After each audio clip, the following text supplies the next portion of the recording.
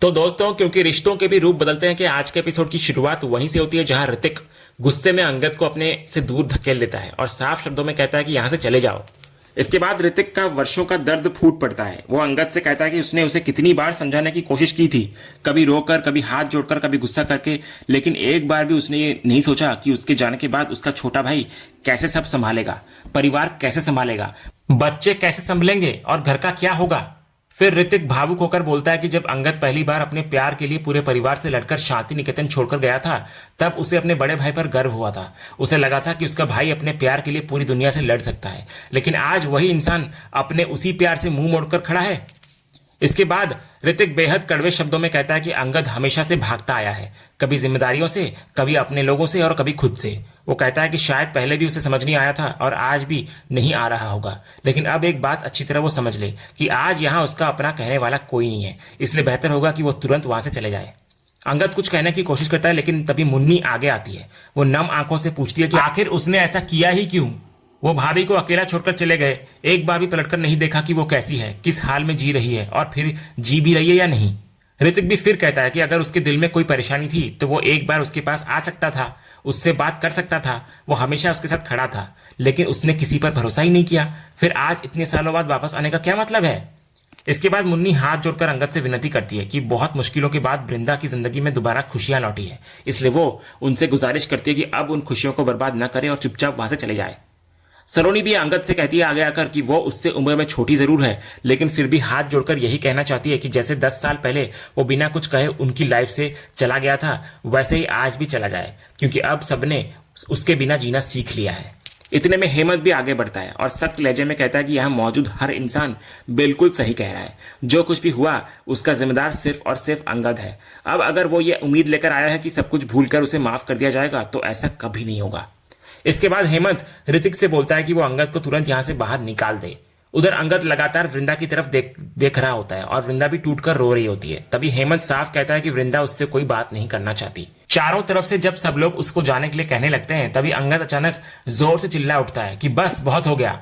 लेकिन अगले ही पल पता चलता है कि यह सब सिर्फ अंगद का डरावना सपना था। हकीकत में लौटते ही वो वही शब्द धीरे से बोल देता है और फिर खुद को संभाल लेता है। इधर बाकी सभी लोग अभी भी उसको सिर्फ एवी समझ रहे होते हैं और उसको देखकर बेहद खुश नजर आते हैं। तभी आरव खुशी खुशी वृंदा को बुलाकर कहता है कि देखिए मासी, एवी सच में आ गए। उधर कार्तिक भी एवी को देखकर हैरान हो जाता है। वो मुस्कुराते हुए कहता है कि उसे यकीन ही नहीं हो रहा कि एवी सच में यहाँ आ गया। इस पर आरव गर्व से कहता है कि उसने पहले ही कहा था कि एवी उसका बेस्ट फ्रेंड है और वो जरूर आएगा, तो देखो वो अपनी बात पर खड़ा उतरा। उधर टिम्सी और माधवी भी अपनी आंखों पर यकीन नहीं कर पाती कि उनके सामने खुद एवी खड़ा है।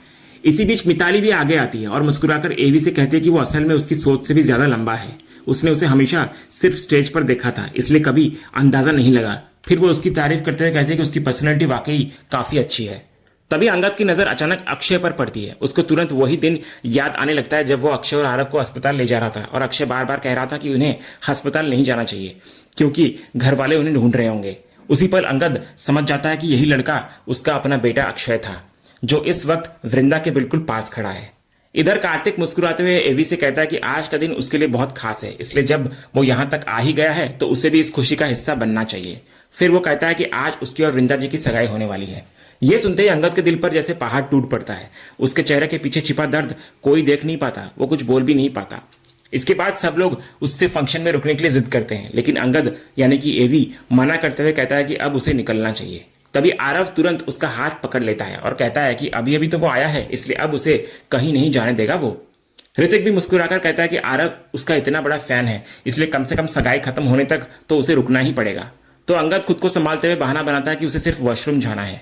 यह सुनकर आरव मासूमियत से कहता है कि वो उसे खुद वॉशरूम तक छोड़कर आएगा। अगले ही पल अंगद सीधे वॉशरूम में पहुंचता है, अंदर से दरवाजा बंद कर देता है और जैसे ही अकेला होता है उसकी सारी हिम्मत टूट जाती है। उसे अपना वही पुराना प्रपोजल याद आने लगता है जब उसने पहली बार वृंदा से अपने प्यार का इजहार किया था और वृंदा ने भी मुस्कुराकर कहा था कि वो भी उससे बेहद प्यार करती है। इसके बाद दोनों की साथ बिताई हर खूबसूरत याद उसकी आंखों के सामने एक एक करके घूमने लगती है। अंगद कांपते हाथों से अपना मास्क उतारता है और आईने के सामने खड़ा होकर फूट फूट कर रोने लगता है। उसी टाइम उसके कानों में कार्तिक की अभी अभी कही हुई बात भी गूंजती है कि आज उसकी और वृंदा जी की सगाई होने वाली है। फिर उसे अपना हंसता खेलता परिवार याद आता है, वृंदा, बच्चे और उनके साथ बिताए हुए वे खूबसूरत पल जब सब कुछ कितना खुशहाल था। लेकिन अगले ही पल यादों का सिलसिला दर्द में बदल जाता है। उसे वो दिन याद आता है जब उसने खुद अपनी पत्नी पर शक किया था। उसने वृंदा पर बेहद घटिया आरोप लगाए थे और डीएनए रिपोर्ट का हवाला देकर उसके चरित्र पर सवाल उठाए थे। फिर उसे वो पल भी याद आता है जब मजबूर होकर वृंदा ने तलाक लेने का फैसला किया था। इसके बाद उसकी आंखों के सामने वो सबसे दर्दनाक हादसा घूम जाता है जब उसकी वजह से गर्भवती वृंदा गिर गई थी और उसने अपने बच्चे को हमेशा के लिए खो दिया था। फिर उसे विक्रांत की साजिश का सच भी याद आता है जब उसको पता चला था कि यह सब एक सोची समझी चाल थी जिसका मकसद सिर्फ उसे और वृंदा को अलग करना था। इसके पीछे विक्रांत था। ये सब याद करते ही अपराध बोध से अंगद पूरी तरह टूट जाता है। उसकी आंखों से आंसू रुकने का नाम नहीं लेते। वो खुद से सिर्फ इतना कह पाता है कि मैंने सब कुछ खत्म कर दिया।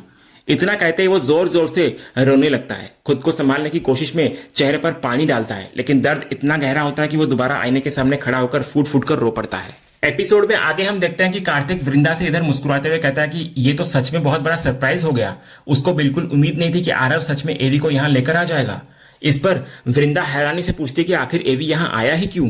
तो कार्तिक मुस्कुराकर कहता है कि उसे पता है कि वृंदा को एवी बिल्कुल पसंद नहीं है। उसके गाने भी अच्छे नहीं लगते उसे, लेकिन आज एक खास मौका है और एवी सिर्फ उसी खुशी का हिस्सा बनने आया है। फिर वो कहता है कि ठीक है, अब वो एवी की बात बिल्कुल नहीं करेगा, लेकिन एक बार आरव के चेहरे की खुशी तो वो देखे, वो कितना खुश है। इसके बाद कार्तिक हंसते हुए कहता है कि एक बात उसने नोटिस करी है कि जितनी नफरत वृंदा एवी से करती है उतनी ही बार किस्मत उन्हें उसी के सामने लाकर खड़ा कर देती है। शायद दोनों के बीच कोई ना कोई कनेक्शन जरूर है। यह सुनते ही वृंदा तुरंत उसको टोकती है और कहती है कि ऐसी बेकार की बातें बिल्कुल मत कीजिए मिस्टर पटेल, उसका एवी से कोई कनेक्शन नहीं हो सकता। कार्तिक भी मुस्कुराकर बात वहीं खत्म कर देता है और कहता है कि ठीक है, अब इस बारे में आगे कोई बात नहीं होगी। उधर दूसरी तरफ देव अकेला खड़ा खुद से बड़बड़ा रहा होता है। वो कहता है कि उसने आरव को कितनी बार बिजनेस की बातें समझाई, लेकिन उसे तो सिर्फ एवी और म्यूजिक ही दिखाई देता है। पता नहीं उस एवी में ऐसा क्या है, आखिर गाने ही तो गाता है। अपने बाप से कुछ सीखा नहीं आरव ने और बाहर वालों के पीछे मरा जा रहा है। तभी वहां मिताली पहुंच जाती है और गुस्से में देव को पूछती है कि आखिर उसकी प्रॉब्लम क्या है, उसने कुछ किया क्यों नहीं, वो बस खड़ा खड़ा सब देखता ही रह गया। देव कहता है कि आखिर वो करता भी क्या, एवी खुद चलकर वहां आ गया, क्या वो आरव को उसके फेवरेट सिंगर से मिलने से रोक देता। लेकिन मिताली तुरंत कहती है कि वो एवी की बात नहीं कर रही बल्कि सगाई की बात कर रही है। उसने सगाई रुकवाने के लिए कुछ क्यों नहीं किया, वो तो बस मेहमानों की तरह हाथ पर हाथ रखकर खड़ा रहा। देव मन ही मन सोचता है कि ये लड़की तो अब उसके पीछे ही पड़ गई है। मिताली फिर इधर कहती है कि जल्दी कुछ करो वरना सगाई हो जाएगी। इस पर देव बड़े आराम से कहता है कि अगर सगाई हो रही है तो होने दो, आखिर सिर्फ सगाई ही तो है, शादी थोड़ी हो रही है। सगाई कभी भी टूट सकती है और अभी इतने लोगों के सामने कोई तमाशा करना ठीक नहीं होगा, खासकर कार्तिक के सामने। इसलिए फिलहाल शांत रहो और बाद में सोचेंगे कि आगे क्या करना है। इतना बोलकर देव वहां से चला जाता है और मिताली उसको गुस्से से देखती रह जाती है। उधर दूसरी तरफ बाथरूम के बाहर आरव बेसब्री से एवी का इंतजार कर रहा होता है। वो दरवाजा खटखटाकर पूछता है कि सब ठीक है ना। तो अंगद अंदर से खुद को संभालते हुए कहता है कि बस अभी आया चैंप। इसके बाद अंगद अपने हाथ में रखा मास्क उठाता है और खुद से कहता है कि अब चाहे कुछ भी हो जाए, यहां किसी के सामने अंगद वापस नहीं आएगा। आज से ये लोग सिर्फ एवी को ही जानेंगे, उनके लिए अंगद तो बहुत पहले मर चुका है। इतना बोलकर वो दोबारा अपना मास्क पहनता है और बाहर निकल आता है। इसके बाद जब आरव और एवी वापस फंक्शन की तरफ आ रहे होते हैं, तभी मिताली जानबूझकर उनके सामने आकर गिरने का नाटक करती है, लेकिन गिरने से पहले ही अंगद उसको संभाल लेता है। मिताली मुस्कुराकर कहती है कि अगर उसने नहीं पकड़ा होता तो वो सच में गिर जाती। फिर वो बहाना बनाकर अंगद के मसल्स को छूते हुए उसकी तारीफ करती है, कहती है कि उसके मसल्स कितने स्ट्रांग है और वो जरूर जिम करता होगा। लेकिन अंगद बिना कोई जवाब दिए वहां से आगे बढ़ जाता है। इसके बाद मिताली सीधे देव के पास पहुंचती है और पूछती है उसने देखा या नहीं जब एवी ने उसे पकड़ा था। कार्तिक उसकी तरफ देख रहा था तो देव हैरानी से पूछता है कि आखिर वो करना क्या चाहती है, क्या अब वो एवी के साथ फ्लर्ट कर रही है। उसे तो पता है ना कि उसके पीछे पहले से ही लाखों लड़कियां पड़ी है, फिर उसे क्यों लगता है कि एवी उसमें इंटरेस्टेड होगा। मिताली तुरंत बोलती है कि उसे भी एवी में कोई दिलचस्पी नहीं है, वो तो सिर्फ ये देखना चाहती थी कि कार्तिक को जलन होती है या नहीं। उसका मकसद सिर्फ कार्तिक का रिएक्शन देखना था। देव अपना सिर पकड़कर कहता है कि उसके दिमाग में क्या चल रहा है वो वही जाने। उधर दूसरी तरफ एवी सबके सामने कहता है कि अब काफी देर हो चुकी है, इसलिए उसको निकलना होगा। लेकिन आरव फिर उसका हाथ पकड़ लेता है और कहता है कि अभी अभी तो वो आया है, उसकी मासी की सगाई है, इसलिए वो अभी कहीं नहीं जा सकता। लेकिन अंगद समझाता है कि अब सच में उसको जाना होगा, काफी देर हो चुकी है, ऊपर से वो एंगेजमेंट के लिए कोई गिफ्ट भी लेकर नहीं आया। तभी आरव मुस्कुराकर बोलता है कि अगर गिफ्ट नहीं लाए तो कोई बात नहीं, उसकी जगह बस एक गाना सुना दीजिए। यह सुनकर कार्तिक भी एवी से कहता है कि यहाँ मौजूद लगभग हर इंसान उसका फैन है, अगर वो सिर्फ 2 मिनट के लिए गा देगा तो सबकी शाम और भी यादगार बन जाएगी। उसी टाइम माधवी एक गिटार लेकर आती है और एवी के हाथ में पकड़ा देती है। कार्तिक इधर फिर मुस्कुराकर बोलता है कि जब इतने सारे लोग दिल से रिक्वेस्ट कर रहे हैं और खुद होने वाला दूल्हा भी रिक्वेस्ट कर रहा है तो अब उसे मना नहीं करना चाहिए।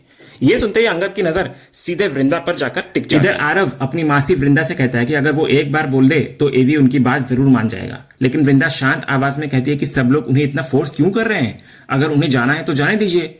जो इंसान जो करना चाहता है वो बिना किसी के कहे भी कर देता है। बड़े लोग किसी की परवाह नहीं करते, इसलिए वो उन्हें मजबूर नहीं करेगी। तब कार्तिक धीरे से वृंदा को बोलता है कि उसे पता है कि वो एवी को पसंद नहीं करती। वो कहता है कि उन्हें लगता है कि उसने दूसरों के गाने चुराकर नाम कमाया है, लेकिन एक बार आरव का चेहरा तो देखिए, अगर एवी गाना गाएगा तो सबसे ज्यादा खुशी उसी बच्चे को होगी, इसलिए अगर वो एक बार हाँ कह दे तो शायद एवी भी मान जाए। लेकिन वृंदा साफ कहती हुई नजर आती है कि जब सब लोग इतना कह चुके हैं, बच्चे भी रिक्वेस्ट कर चुके हैं, फिर भी अगर एवी का मन नहीं है तो वो उसे बिल्कुल फोर्स नहीं करेगी।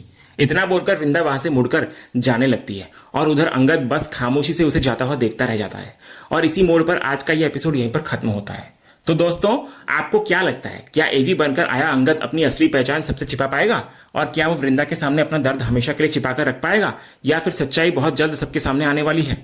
अपनी राय हमें कमेंट करके जरूर बताइए। अगर वीडियो पसंद आई हो तो इसे लाइक करें, चैनल को सब्सक्राइब करें और बेल आइकन जरूर दबाएं, क्योंकि आगे आने वाले एपिसोड में होने वाला खुलासा पूरी कहानी को एक नया मोड़ देने वाला है। तो मिलते हैं अगले वीडियो में, तब तक के लिए धन्यवाद।